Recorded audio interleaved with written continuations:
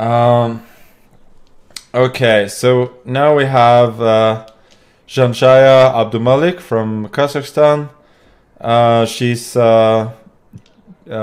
women's or girls junior world champion a few years ago. And think she's rated well above 2400 at least. I think almost 2500 in classical. So she's evidently a strong player.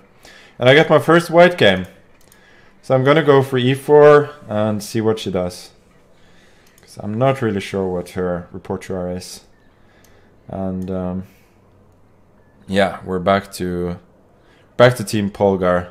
And it's not a theme that all of the girls are going to be for Team Polgar, and all of the guys are going to be for Team Kramnik. That's not how it's constituted. I think there's a mix. It just happens to be that way for the first couple of games. And we have a pretty traditional closed Ruy Lopez. She has gone for bishop b7, which is a bit surprising. Which line should I choose here? I don't know. Let's go for this one and then knight c3 next.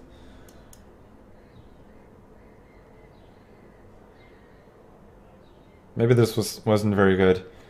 b4, knight d5, there's knight a5. b4, knight e2 maybe?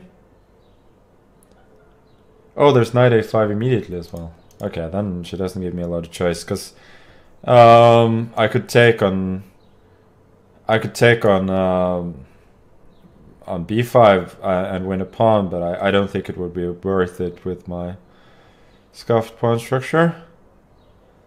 Let's go c3. I think b3 is a reasonable option here, giving up a pawn for some. And this, I think I'm fairly happy to give up the bishop and just play on the fact that hopefully my bishop is going to be strong, and once she tries to do something about that, well, first of all, I can win a pawn with queen b4. I think d4 maybe even stronger.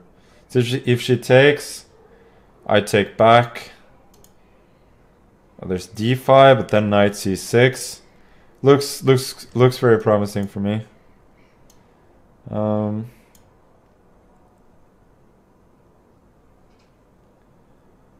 Maybe there's rook f c8, because I was thinking rook a c8 and then ed.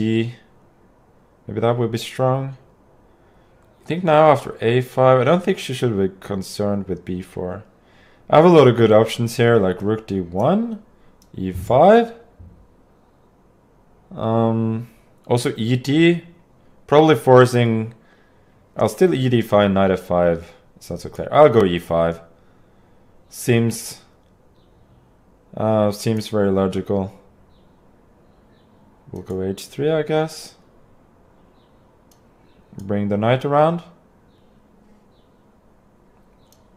Take on e7. Now she could take with the knight. I didn't need to give her that opportunity. But I think regardless, I'm better here. But I probably haven't made the most of my chances. Knight h4 looks suspicious to me. Put the knight in the center, and I can meet queen g5 with queen g3. I think this was at the very least an inaccuracy. We have a possible line here: queen g5, queen g3, takes, knight f5, takes, king e2, and I should be better in the rook ending. So let's see if that happens. I think she has to take now, otherwise e6 just falls.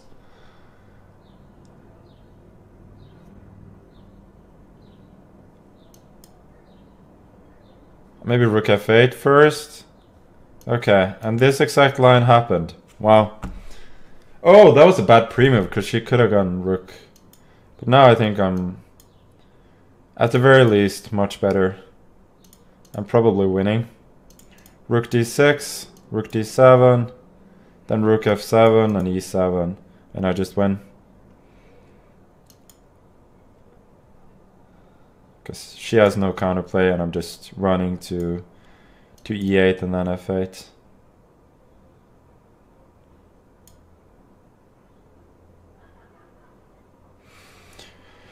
There you go, all those arrows, and it actually happens in the game.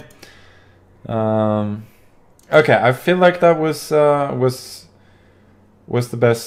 best game so far. She played very well up to some point, but yeah, I think knight h4 was bad since I got to centralize in such a good way.